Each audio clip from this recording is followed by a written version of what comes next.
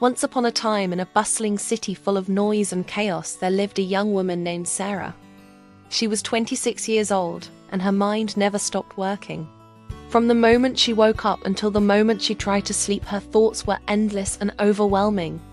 Her mind was filled with worries about her career, doubts about her relationships, regrets about her past decisions, and fears about what the future might bring. All these thoughts jumbled together like a crowd of people all talking at once, and nobody could hear anyone clearly. Sarah felt exhausted even though she hadn't done anything physically tiring. Her mind was like a computer that was running too many programs at the same time, and it was about to crash. She couldn't enjoy simple moments. She couldn't be happy even when good things happened to her. The constant noise inside her head wouldn't let her feel peace. One evening, Sarah was scrolling through videos online when she came across a story about a wise teacher who lived in the mountains. The teacher had spent 30 years studying meditation and philosophy. He had learned how to quiet his mind completely, and now he taught others the art of emptying their thoughts. Sarah became curious and hopeful. She thought, maybe this is what I need. Maybe I can finally find silence inside myself. She decided to travel to the mountains to find this teacher. After many days of difficult travel, Sarah finally arrived at a small monastery high up in the mountains. She found the old teacher sitting outside watching the sunset. His eyes were calm and peaceful like two still ponds of water. Sarah approached him and said, "Teacher, I heard that you can teach people how to empty their minds. My mind is so full of thoughts that it never stops. There is no peace inside me. Can you help me?" The teacher looked at her with kind eyes and smiled gently. He said, "Yes, I can help you, but first I must show you something." He took her to the edge of a cliff where there was a beautiful waterfall. Below the waterfall, there was a pool of clear water. He pointed to the pool and said, "Look at this water. It is so clear and still. Can you see the reflection of the sky in it?" "Yes," Sarah said. The teacher continued, "If I throw a stone into this water, what will happen?" "The water will ripple and the reflection will disappear," Sarah answered. Exactly, the teacher said. Our minds are like this clear pool of water. When thoughts come into our mind, they are like throwing stones into the water. The ripples spread everywhere and we cannot see clearly anymore. We cannot feel peace. The teacher gave her a task. He said, "I want you to sit by this waterfall every day for 7 days. Your task is simple.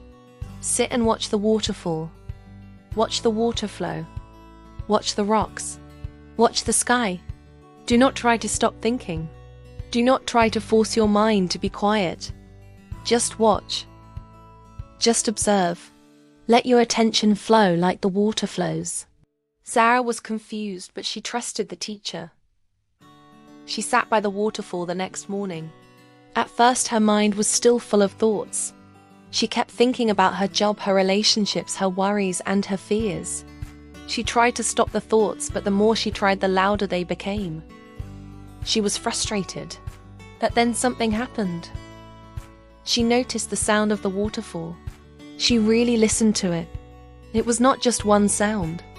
It was many sounds together.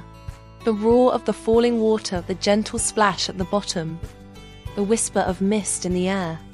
As she listened more deeply to the waterfall, her other thoughts began to fade. She was no longer thinking about the future or the past.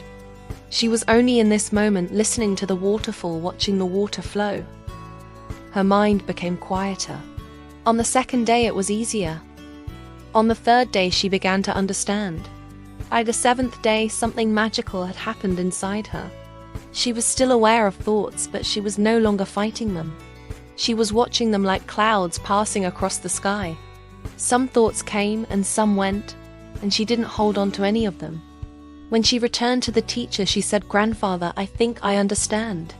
I have been trying so hard to force my mind to be empty. But that is like trying to calm a pond by fighting the water. The more you fight, the more waves you create."